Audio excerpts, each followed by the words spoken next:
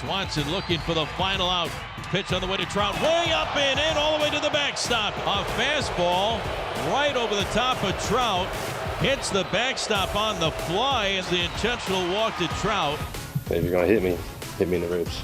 Don't hit me in the head. I don't know if that was the intent, but I mean, anything at the head, I mean, you don't do that. First two pitches were up and in, so you put 2 and 2 together. So. Oh, right at him. Tensions were heated right away with Wentz throwing high and in behind Julio Rodriguez. Here's the pitch, and it's inside, and that hits Winker. And Andrew Wentz hits him.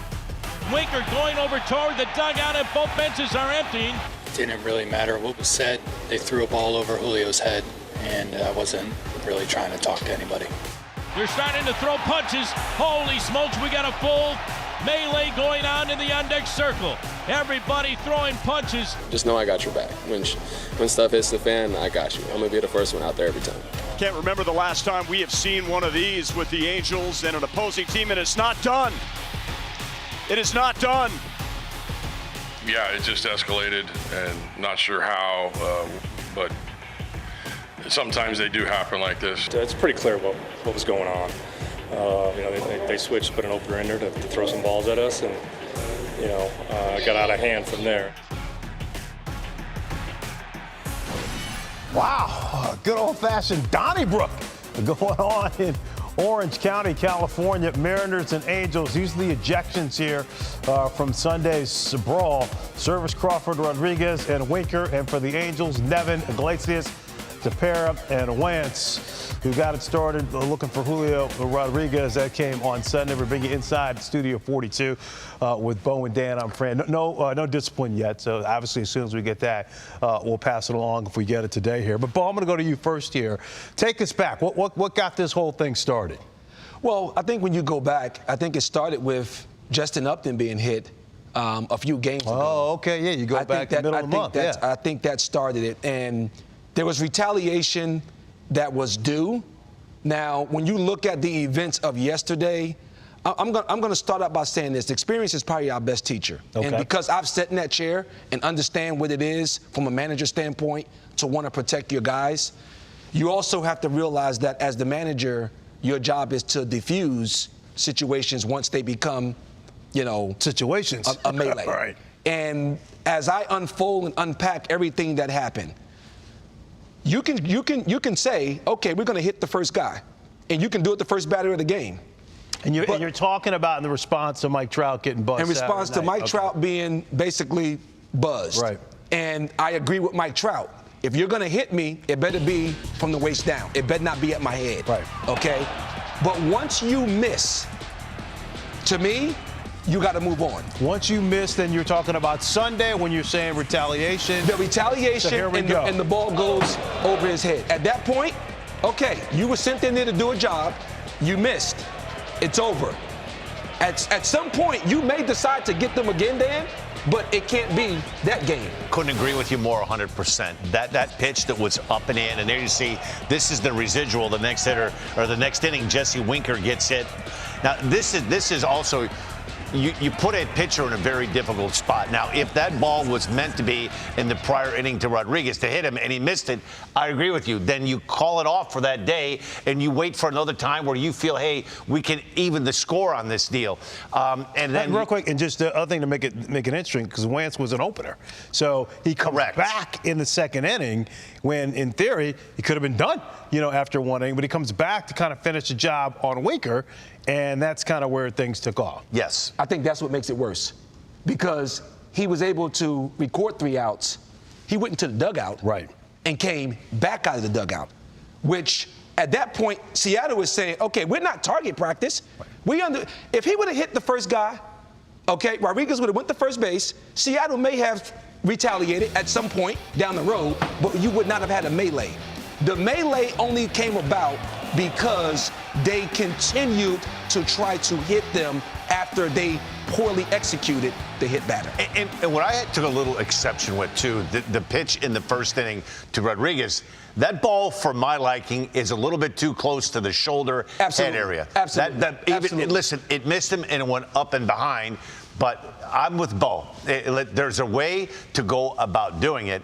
And somewhere around the shoulders or the head area, what happened to Trout the night before and the pitch to Rodriguez, that can't happen. No. Can't happen.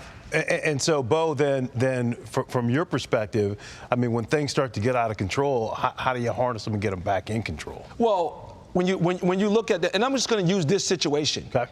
You use this situation. You sent the opener out there to do a job. He failed at the job.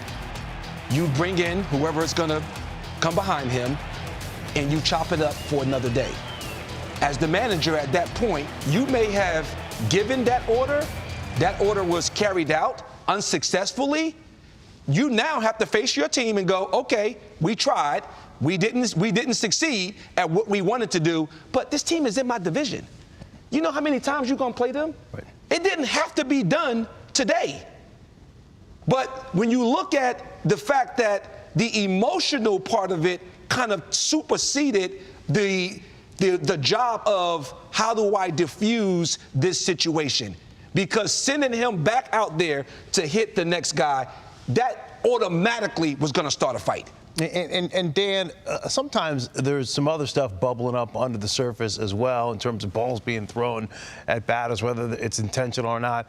These are both two teams that had high expectations coming into the year, and things haven't quite panned out the way that they were hoping, and there could be some frustrations there as well. There is. They've seen a lot of each other in the last week to 10 days. Interdivisional rivals. They play each other a lot. The Mariners expected to be my pick to win the West. They've been very much a disappointment. They haven't hit. Their starting pitching is getting better. The Angels look like a postseason team 3 weeks ago. They went from in to out as fast as you could be. I mean, we were talking about this division saying, hey, there could be 3 teams out of the East. It looks like the Angels and the Astros are coming out of the West, 1 team in the Central, and all of a sudden you have the Angels that are on the outside looking in, and it doesn't appear that they're going to have this form reversal like the Phillies, the Braves, or the Red Sox have done. So you have 2 teams that have some bad luck, some bad blood, tempers are flaring in a job that wasn't carried out. Once Rodriguez was missed, it had to be end of story, and you wait to pick a fight if that's what you want to do for another day down the road. Totally agree. Totally agree. And I don't want to get off this conversation. How many guys you hit in your career? 4 or 5. No, I think we got like 17, 18. Really? Yes. I think it's like close. And a couple were. You have to go out there and you did the job. Yes. But it was down here, right? Yes. Yes. Right. Yes. Well, and It's those part of weren't the game. necessarily, intentional. I mean, you correct. Just had 7, and you pitched for 18 years. Right. So, things happen. And at times, it's hard for that to do that responsibility. When you're a reliever, it's much easier as a starter because you'd like to have it happen at the beginning of a game. If something happened on a Friday night, you'd like to send it the first at bat when, hey, if they hit Robin Yount, we were going to go ahead and hit Jim Rice, who's going to come up in the first inning. You don't necessarily wait till the 7th or the 8th inning. And when you look at those situations, the other team, they know that somebody's going to get hit. Right.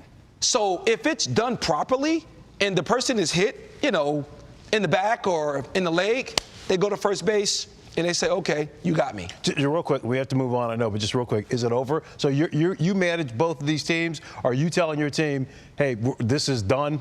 Or is there maybe? You have to. It has to be over. Okay. When you look at the consequences, and we haven't seen the consequences yet, but when you look at the consequences of what has happened, the leadership has to step in now and say, this is over. Okay.